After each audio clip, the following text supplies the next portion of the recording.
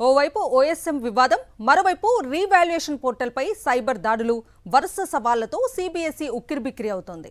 లక్షల మంది విద్యార్థుల భవిష్యత్తును ప్రశ్నార్థకం చేస్తోంది. దీంతో కేంద్రం చర్యలకు దిగింది. బోర్డు చైర్మన్, సెక్రటరీలపై బదిలీ వేటేసింది. ఓఎస్ఎం విధానంలో లోపాలపై సమగ్ర దర్యాప్తునకు ఆదేశించింది.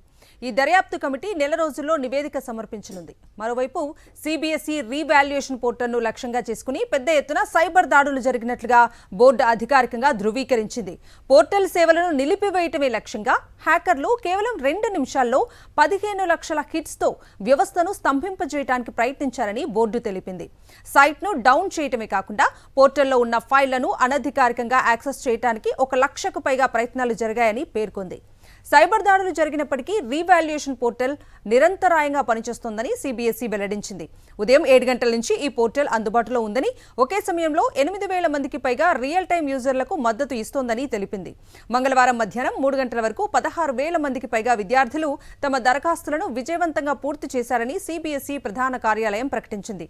దరఖాస్తు చేసుకునే సమయంలో విద్యార్థులకు ఎలాంటి ఇబ్బందులు కలగకుండా ఉండేందుకు సెషన్ టైం లిమిట్స్ ను పొడిగించినట్లుగా వెల్లడించింది.